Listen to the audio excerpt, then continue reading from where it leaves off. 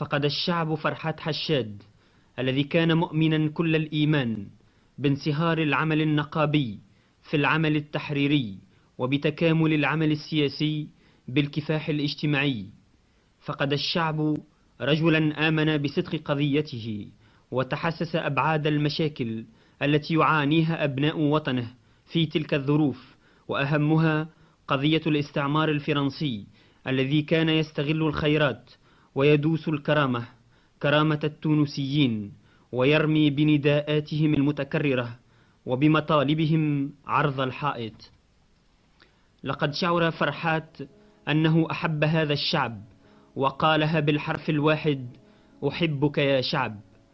وعمل فرحات رحمه الله على إبراز حبه الصادق لشعبه الوفي، فوهب عقله وروحه لخدمة قضية الشعب. فكانت الاجتماعات العامة وكانت أساليب التحريض المختلفة ضد المستعمر.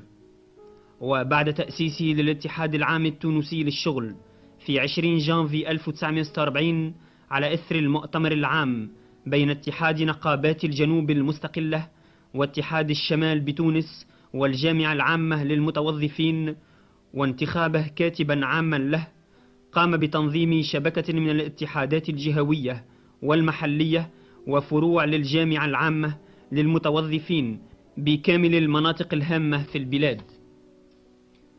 وكانت الجولات المختلفة في تونس وفرنسا وفي الولايات المتحدة للتعريف بالقضية التونسية لدى الرأي العام الدولي. وكان فرحات العظيم في مختلف هذه الفترات على اتصال دائم برجال الحركة الوطنية، ولا سيما بالمجاهد الأكبر الذي زاره في جزيرة جلطة وعمل بنصائحه وتوجيهاته الثمينة. ووجد فرحات تأييدا جماهيريا كبيرا والتفافا عماليا زاده إيمانا بمواصلة الرسالة النبيلة، على أن هذه الأعمال وهذا النشاط المكثف جعل الاستعمار الفرنسي يضيق ذرعا ويتملكه الحقد والغيظ، فقرر اغتياله.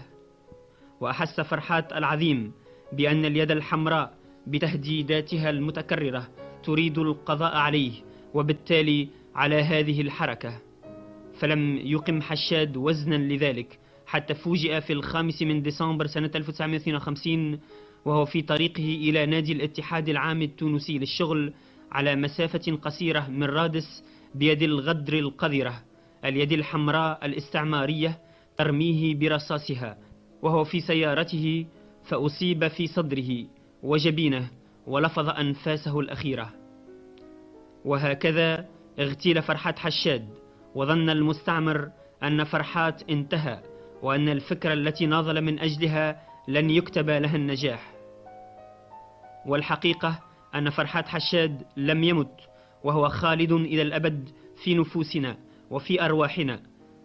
لقد نزل هذا الخبر على الناس كالصاعقة، فبكاه الناس وثارت ثائرة الشعب، وكانت ردود الفعل عنيفة امتدت من بلادنا إلى الجزائر والمغرب وإفريقيا بأكملها، حيث استيقظ الشعور الوطني لما في رسالة حشاد من المعاني الإنسانية السرمدية.